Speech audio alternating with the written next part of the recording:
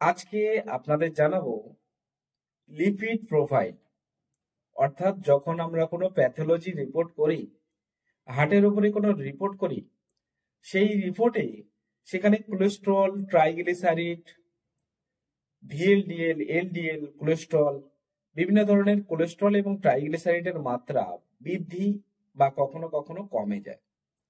তো এর যে রেশিওতে কোনটা বেড়ে গেলে কি ক্ষতি হয় সেটা নিয়ে আজকে আলোচনা করব, এবং এর মধ্যে সেরা সেরা কিছু হোমিওপ্যাথিক ওষুধ, যে ঔষধের দ্বারায় আপনি এই রোগটাকে পুরোপুরি নির্মূল করতে পারেন, বিশেষ করে কোলেস্ট্রল এবং ট্রাইগ্লিসারিড, সেটা নিয়ে এই ভিডিওর মধ্যে আলোচনা করা হবে।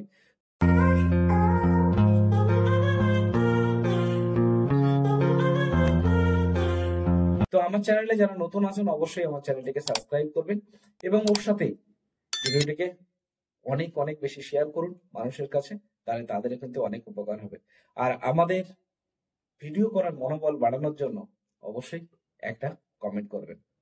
তো বন্ধুরা, আজকে যে বিষয়টি নিয়ে আলোচনা করবো সেটি হচ্ছে কোলেস্ট্রল, বা বিশেষ করে যে ব্লাড গ্রুপের মধ্যে যেটা আছে সেটা হচ্ছে প্যাথোলজি গ্রুপের লিপিড প্রোফাইল।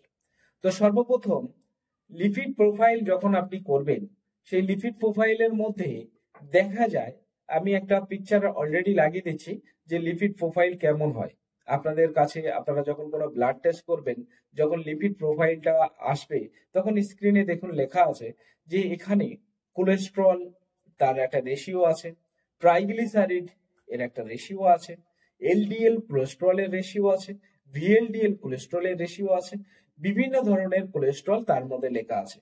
কোনটা বেড়ে গেলে কি ক্ষতি, কোনটা কমে গেলে কি ক্ষতি, সেটা নিয়ে আজকে আলোচনা করছি। প্রথমে যে লেখা আছে সেটি দেখুন, কোলেস্ট্রল বা টোটাল কোলেস্ট্রল।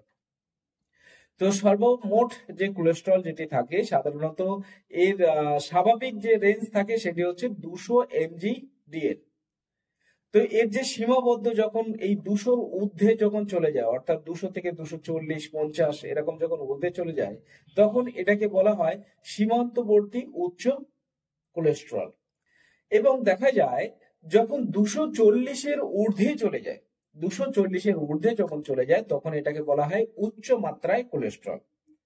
তো উচ্চ মাত্রায় যদি অতিরিক্ত কোলেস্ট্রল যদি বৃদ্ধি পায়, তাহলে রোগীর মধ্যে কোন কোনগুলো ক্ষতি হতে পারে, অর্থাৎ যাদের কোলেস্ট্রল 240-এর উপরে আছে তাদের ক্ষেত্রে কোন কোনগুলো ক্ষতি হতে পারে। তাদের মধ্যে প্রধান যে ক্ষতিকারক বিষয় হচ্ছে সেটি হচ্ছে রক্ত নালীর মধ্যে এক ধরনের প্লাগ জমে যেতে পারে।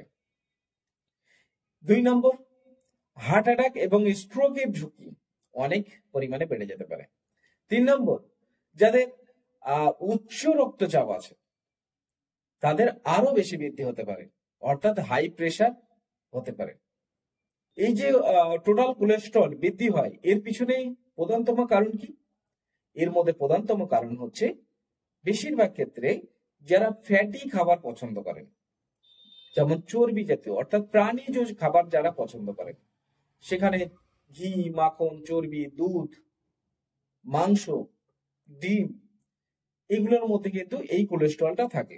যাদের মধ্যে এইগুলো খাওয়া অত্যাধিক পরিমাণে বৃদ্ধি হয় তাদের ক্ষেত্রে কোলেস্ট্রল অনেক অনেক বৃদ্ধি হয়। এরপরে হচ্ছে ট্রাইগ্লিসারিড, যেটাকে শর্ট ফর্মে টিজি বলা হয়।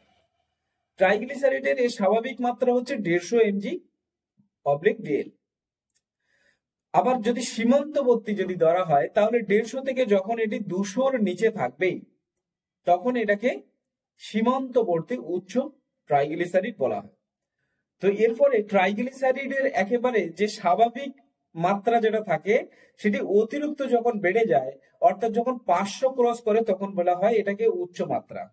আর এই 500 ক্রস করলে কি কি ক্ষতি হয় সেটা জেনে নিন।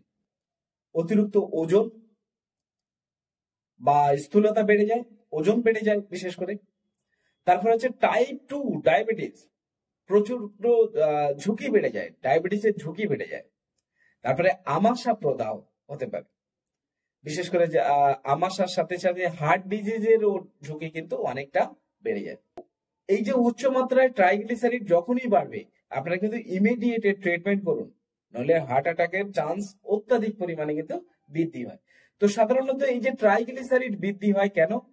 যারা অতিরিক্ত তেল মশলার খাবার খান, যারা অনেক অনেক তরকারিতে তেল ব্যবহার করেন, তাদের জন্য কিন্তু ট্রাইগ্লিসারিড কিন্তু অত্যাধিক পরিমাণে বৃদ্ধি হয়। বা এছাড়াও বাড়িতে চাউমিন, রোল বা কখনো কখনো দেখা যায় পুরানো কোনো তেল, আপনি একটা তেল ব্যবহার করে আপনি তুলে রাখলেন, সেই তেল আবার ব্যবহার করেছেন, তখন কিন্তু ট্রাইগ্লিসারিডের মাত্রা অত্যাধিক পরিমাণে বেড়ে যায়। সেটি বেশিরভাগ ঘটে, সেটি হচ্ছে বাজারে তেলে ভাজা। যখনই আপনি কোনো তেলে ভাজা পাঁপড় ইত্যাদি এই ধরনের খাচ্ছেন, প্রথম যে তেলে ভাজছে সেই তেলে কোনো ক্ষতি নেই, কিন্তু যে তেলের উপরে আবার তেল দিয়ে, তেলের উপরে আবার তেল দিয়ে যখন রান্না করা হয়, তখন কিন্তু এই ট্রাইগ্লিসারিডের মাত্রা অত্যাধিক পরিমাণে বেড়ে যায়। সুতরাং আপনারা এই জিনিসগুলোকে অ্যাভয়েড বা ইগনোর করার চেষ্টা করুন।